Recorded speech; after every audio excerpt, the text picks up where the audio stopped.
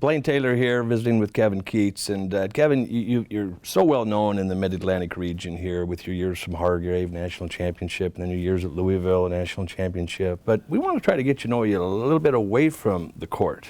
And I think it's interesting when you look at guys and say, what would you be doing right now if you weren't coaching? Was there a crossroads where you decided to coach and there was another choice? What would Kevin Keatts be doing now? You know what I think I'll be doing, Blaine? I think I'll be a comedian. Now, I don't know if I'll be successful in that because there's a lot of comedians out of work, but I'm telling you, I think I could be a pretty good comedian. You know, let me ask you a question. You move a family and, you know, with your kids, you know, being at a formative age, you know, with your wife and everything, the transition to Wilmington, talk about that as you go from moving family and the transition from being an assistant to now, instead of making suggestions, you're making decisions, my man. Well, to start off with, the biggest thing that I had to go through was taking my 10 and 6-year-old sons and moving them away from their friends because, you know, we lived in a community where, you know, every house or next door to us, it was, you know, 4 or 5 kids, and you know, they had some good partners and they enjoyed themselves, and that was the biggest adjustment to that. And my wife's the best, and you know, certainly, you know, she's one of those girls who's an unbelievable coach's wife, and her adjustment was, you know, pretty easy. But as far as the kids, it was tough at first, and one of the things I had to sell them on was I knew the beach could be undefeated. So, you know, and during my press conference day, we took them down to the beach, and for some reason they forgot about the rest of their friends at home back in Louisville.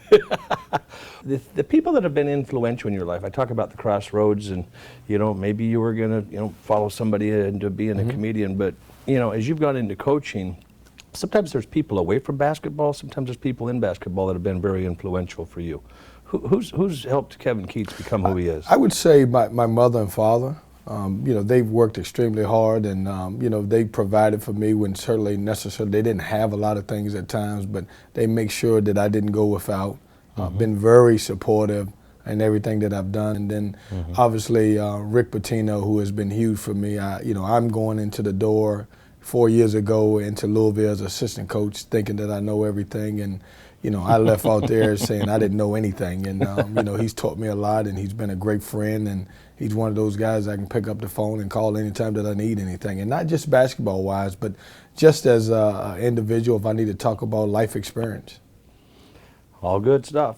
Now we got to get to where we figure out what you do, how much humility you have. All right, do you wash your own car? I do sometime. Do you? Yeah, when I have time. Do you cook? I don't cook. I think I can cook, but my wife says I don't cook. You know, I bragged about cooking when I was in college, and she tells me, you never cooked anything. I've never seen you cook anything in your life. Well, I always see coaches show up at games and wonder whether they buy their own suits or their wives do. Are you a shopper? I'm a shopper. I'm a big-time shopper. I can tell you that now. Any chance I get a chance to go shopping, I love buying my own clothes. And here's the thing that I will tell you this now. I know I send my clothes to the dry cleaners a lot, but I iron every day. I'm a big-time ironer. I iron clothes every day.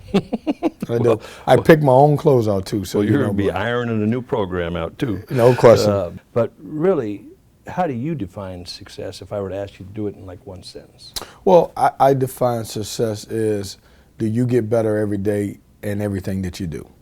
And that's not just basketball. You know, are you a better person? Are you a better student? Are you a better human being? And then, are you a better basketball player? But I say getting better and not staying the same in everything that you do.